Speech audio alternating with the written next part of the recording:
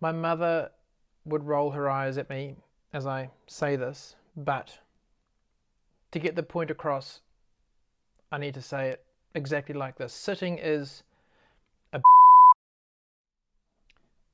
As I mentioned in the intro video, we're designed to do one of three things. We're designed to stand, to lie, or to squat. You may think there is a little similarity between sitting and squatting, but from a muscle mechanics perspective, they are worlds apart.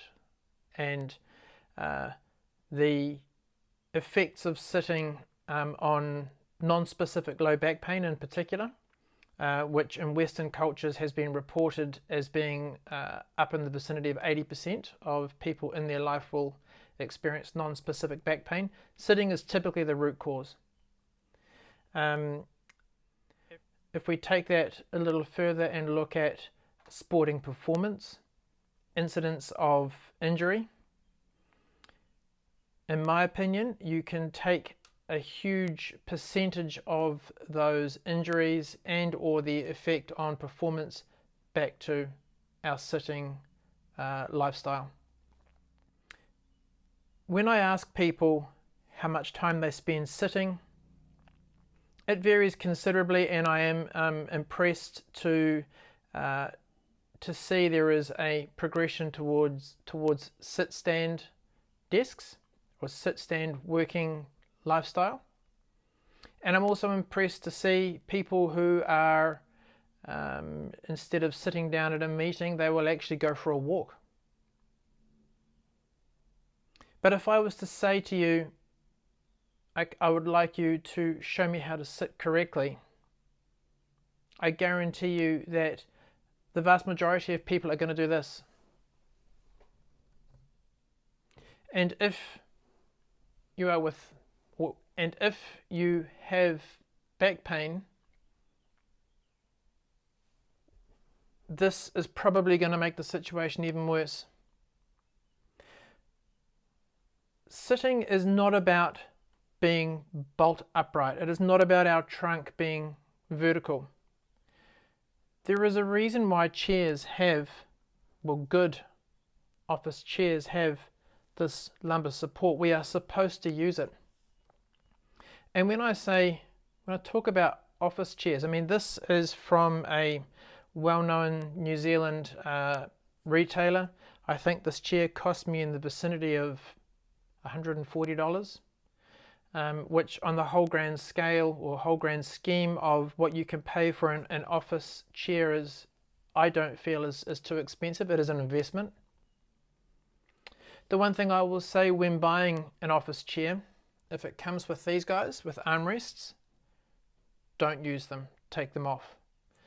Two reasons mainly. One, you can't typically get close enough to your desk. And two, it is very common to see people resting on them. And if you rest typically on one side, that is going to create an imbalance in your spine. Okay, so what is correct sitting posture? Firstly, we want to see your pelvis lightly pushed into the back of the chair. Now, as I said before, sitting bolt upright is where we don't want you to be. Number 5, lean your trunk back into the chair about 5 degrees, maybe a little bit more, but approximately 5 degrees. So this is my normal. I'm not ergonomically set up at this distance, so we're not looking at that, but from a trunk perspective, this is where I want to be. And the effects of this are positive for two main reasons. Firstly, on our spine we have vertebrae and then intervertebral discs. Vertebrae, intervertebral discs, and the discs are spongy. We don't want to compress them any more than is necessary. They are almost like a shock absorption system between the bones, between your vertebrae. When you are sitting bolt upright, you have a higher compression force than when you are slightly reclined. So by reclining back, we are decompressing the spine, which is positive. Secondarily, the main real reason why as Westerners we get back pain and why our movement performance is inhibited is because we end up getting very tight and very dominant hip flexors. And these are a group of ultimately 4 muscles that cross over the hip joint, and they start and stop in different parts, but there is ultimately 4 muscles there. The one we're particularly interested in is called psoas, P-S-O-A-S. Look it up online and see on a muscle map where it originates from and where it attaches, because you'll see it starts on the front of the hip joint, on the thigh, it crosses over and it attaches onto your vertebrae, onto the actual bone in your back. Now, I'm going to graphically demonstrate this a little bit later on, but if we are sitting here and our hip flexors are in a shortened position, remembering a shorter muscle is ultimately a stronger muscle that will work more. By tightening those muscles up and stabilizing off of those muscles, when it comes time to stand, it's going to tip our pelvis and our spine forward into an inappropriate position.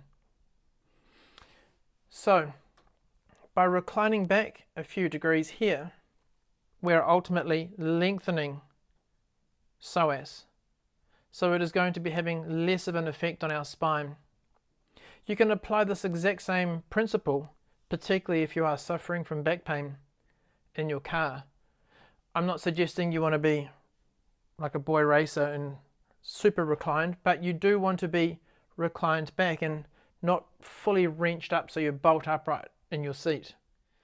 And I will quite regularly, with my clients who do have back problems, I will actually get them in their car and I will just adjust that lumbar support, or the angle by which the trunk is sitting at.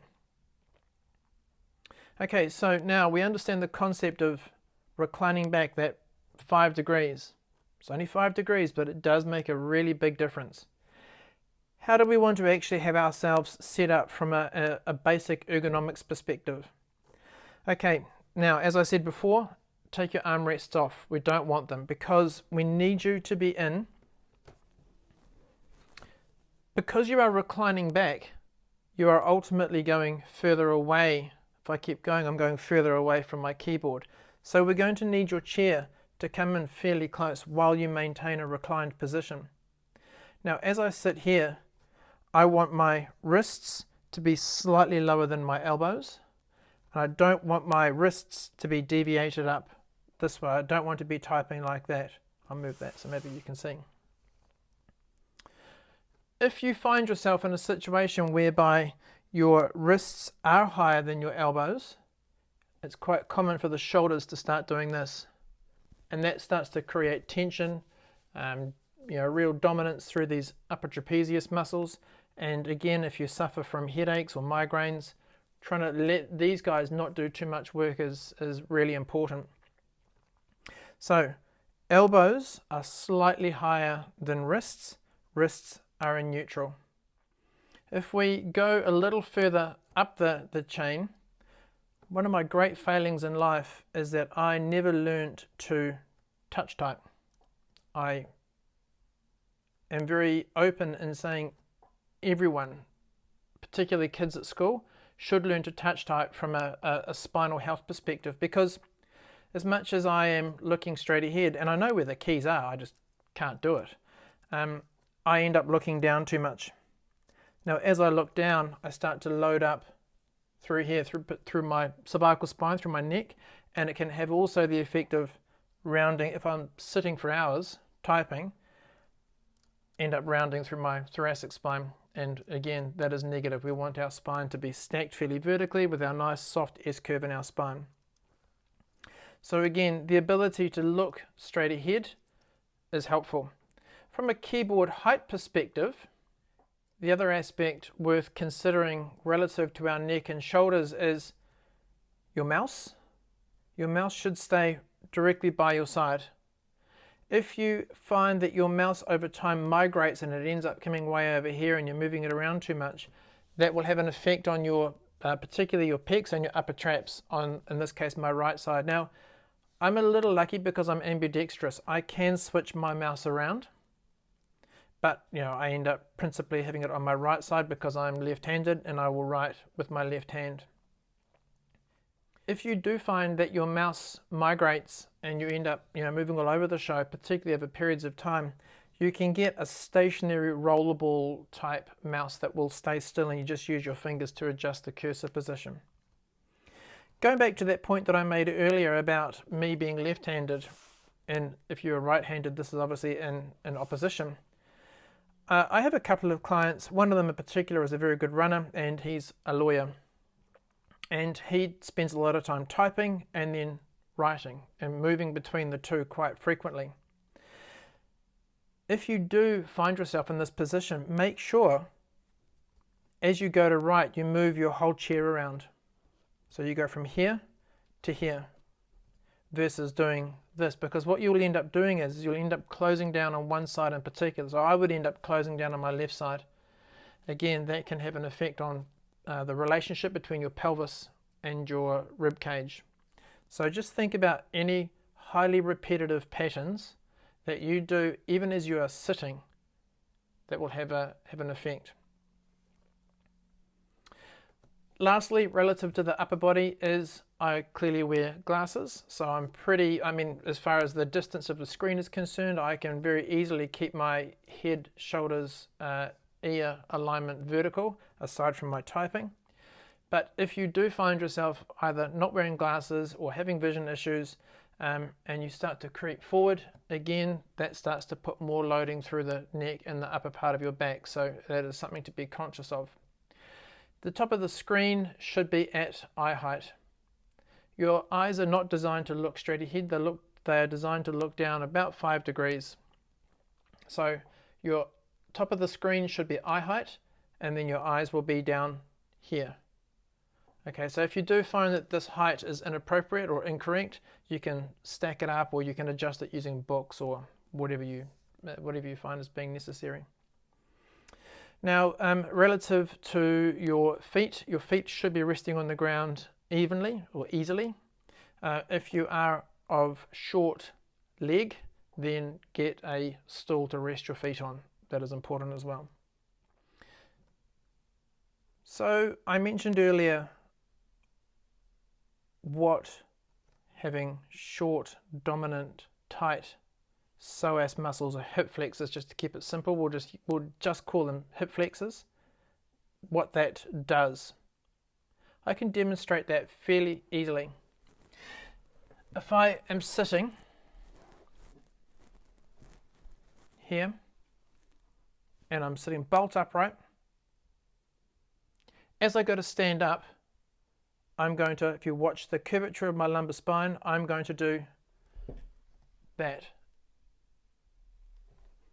So as I go up, because I'm dominant and I'm tight, and I've been stabilizing off my hip flexors for periods of time while I'm at my keyboard, as you go to stand up, you will tip the pelvis forward. If that is what happens, and then you extrapolate that to how you stand, how you walk, how you run, even how you ride a bike, how you swim, that's a big problem.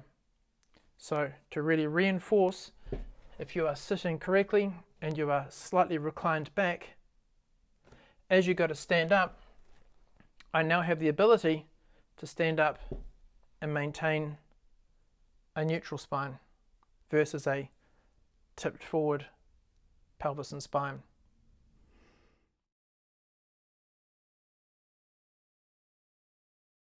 Okay, so next time you are in the office, next time you are spending some time on your computer, have a little think about where you are sitting in space. Do you notice a bias? Do you notice a rotation to one side? Do you notice creep? There is a term in muscle mechanics called viscoelastic creep, and it happens very easily over time, particularly in your spine. What that ultimately means is that the structures that are keeping your spine upright, if you are not posturally aware, not stacked correctly, over time you will end up rounding forward. And as you can see, I grew up as a sailor. my back has an amazing ability to flex, and that is a real problem for me, and it is something that I need to actually take more responsibility for. But my sitting posture is not having an effect on my spine. So as I was saying, look at how you're sitting. Just think of some basics. Where is my eye height? How far away is my screen? It should be about fingertip height away. Does my mouse migrate? Does my keyboard, is the angle of my wrist, elbow, shoulder balanced? Do I find myself doing this?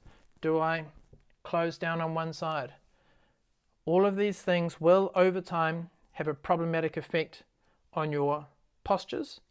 And if you are an athlete, if you are active, if you move with regularity, this is the root cause of a lot of those problems. So take responsibility, get it checked out, get someone to video you from the side. It's quite simple. See what you do. And the fixes are actually not that difficult, but they can have a hugely positive effect. So check out your postures, and I'll see you in the next video, how to stand.